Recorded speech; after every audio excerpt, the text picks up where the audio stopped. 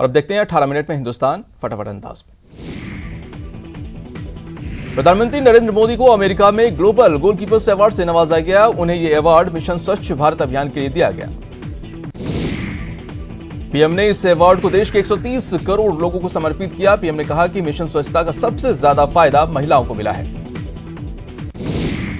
इस मौके पर पीएम ने कहा कि सम्मान मेरे लिए गांधी जी की 150वीं जयंती पर बेहद खास है। उन्होंने कहा कि अब गांधी जी का सपना साकार होने जा रहा है। इस खास मौके पर पीएम मोदी ने मिशन स्वच्छता से जुड़ी कई उपलब्धियों का बखान किया। शौचालय, बेटियों की सुरक्षा, उनकी पढ़ाई, टीबी रोग और गांव में बढ़े रोजगार का जिक्र किया। पीएम नरेंद्र मोदी और अमेरिका के राष्ट्रपति डोनाल्ड ट्रंप के बीच मंगलवार को द्विपक्षीय मुलाकात हुई। इस दौरान ट्रंप ने कहा कि प्रधानमंत्री नरेंद्र मोदी उनके अच्छे दोस्त हैं। वहीं पीएम मोदी ने आतंकवाद पर खुले मन से बातचीत और साफ साफ अपना पक्ष रखा। वहीं अमेरिकी राष्ट्रपति डोनाल्ड ट्रंप ने प्रधानमंत्री नरेंद्र मोदी की तारीफ में कसीदे पढ़े और उनकी तुलना अमेरिका के दिग्गज रॉक स्टार एल्विस प्रेस्ले से की। इतना ही नहीं, ट्रंप ने पीएम मोदी को फादर ऑफ इंडिया बताया। वहीं बैठक से प्रधानमंत्री नरेंद्र मोदी ने अमेरिकी राष्ट्रपति ट्रंप को ह्यूस्टन में हुए भव्य हाउडी मोदी कार्यक्रम की फ्रेम की हुई तस्वीर भेंट की।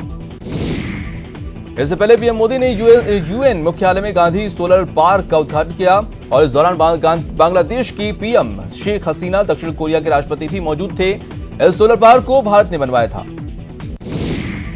इसके साथ ही PM Modi Bloomberg global business forum के प्लेनरी सेशन में मुख्य वक्ता के रूप में स्पीच देंगे। इसके अलावा भारत और कैरिबियाई देशों के साथ बैठक होगी। महानायक अमिताभ बच्चन को दादा साहेब फाल्के अवार्ड से सम्मानित किया जाएगा। अमिताभ बच्चन को सदी का महानायक कहा जाता है। अमिताभ बच्चन बॉलीवुड में 50 साल से ज्यादा का सफर तय कर चुके हैं। खबर की जानकारी सूचना एवं प्रसारण मंत्री प्रकाश जावड़ेकर ने अपने ट्विटर अकाउंट पर दी। इस अवसर पर सूचना एवं प्रसारण मंत्री ने उन्हें अपनी ओर से दिली मुबारकबाद भी दी।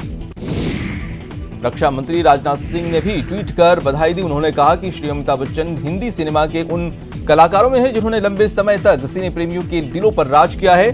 5 दशक में उन्होंने अनेकों फिल्मों में अपनी अभिनय कला और प्रतिभा का प्रदर्शन किया है।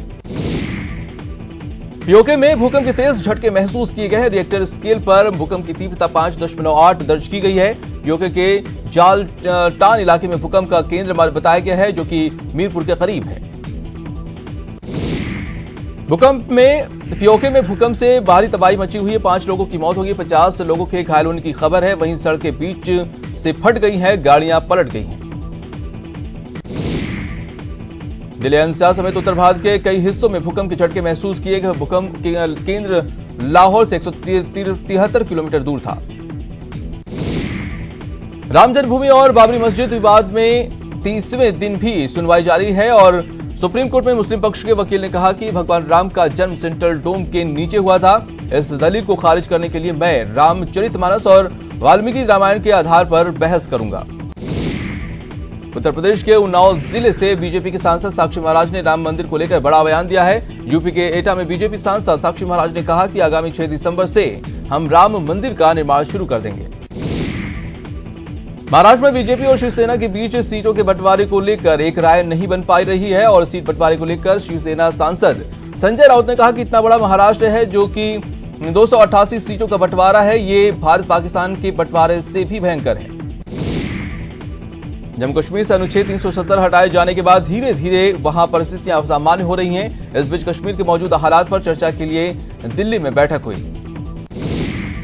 एनआरसी की लिस्ट पर एक बार फिर पश्चिम बंगाल की मुख्यमंत्री ममता बनर्जी ने ऐतराज जताया है। ममता बनर्जी ने कहा कि पश्चिम बंगाल में एनआरसी लागू नहीं किया जाएगा। जो यहां स्थायी निवासी हैं उन्हें कोई बाहर नहीं निकाल सकेगा।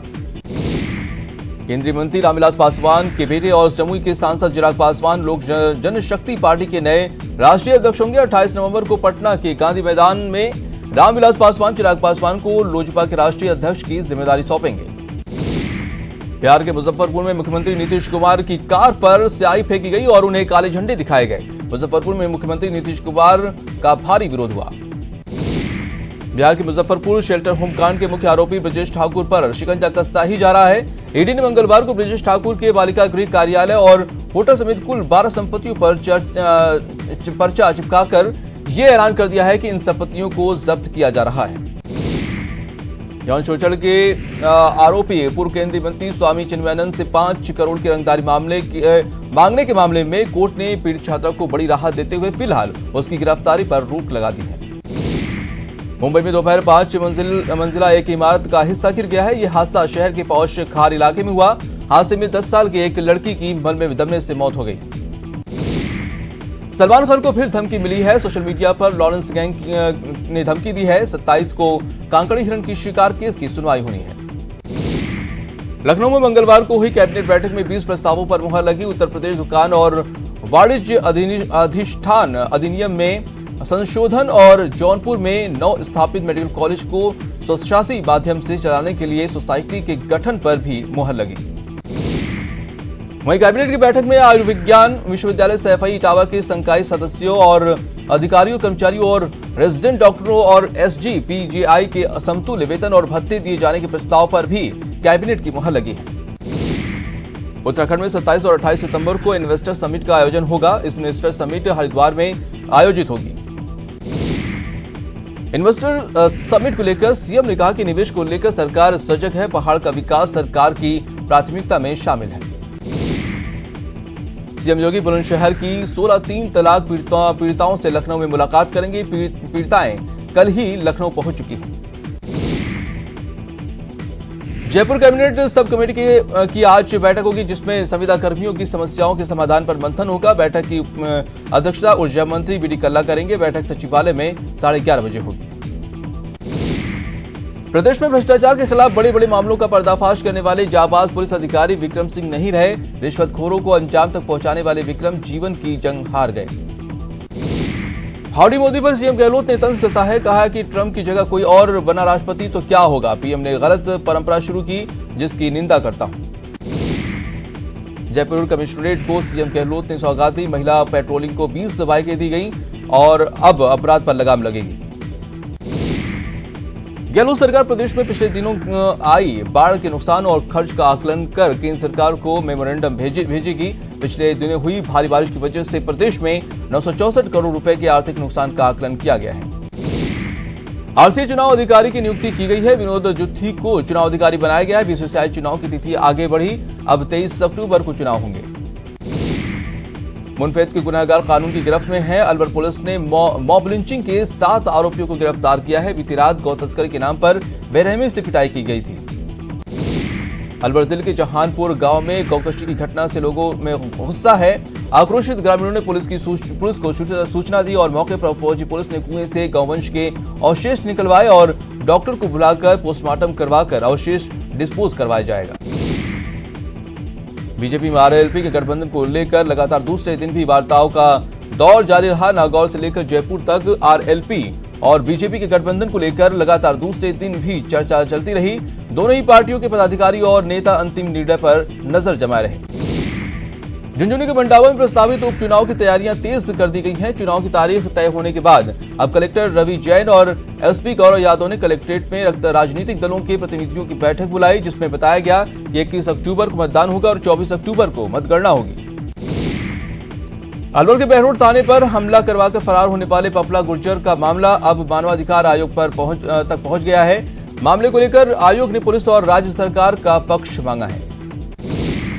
श्रीगंगानगर के पदमपुर बीडीओ पर हमले का सीसीटीवी फुटेज सामने आया है। बीडीओ ने मामले में कलेक्टर से मुलाकात की है।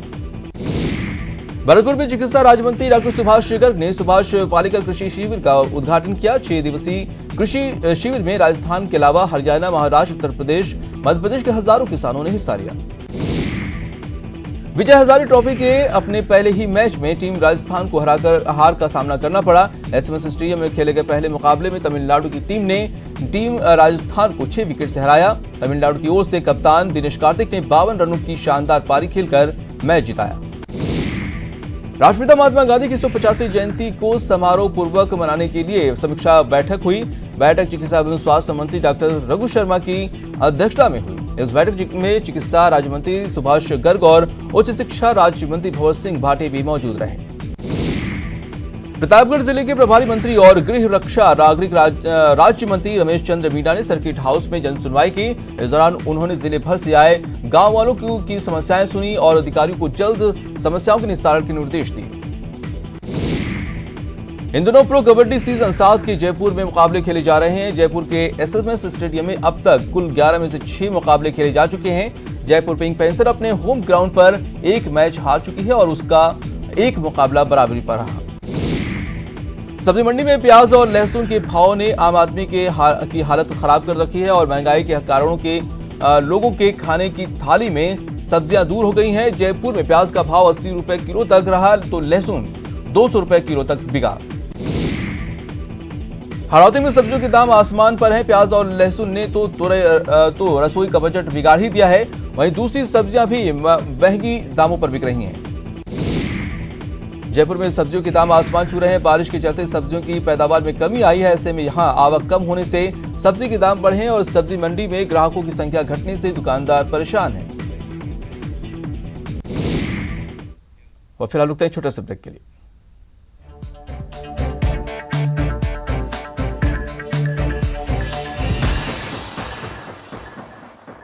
T6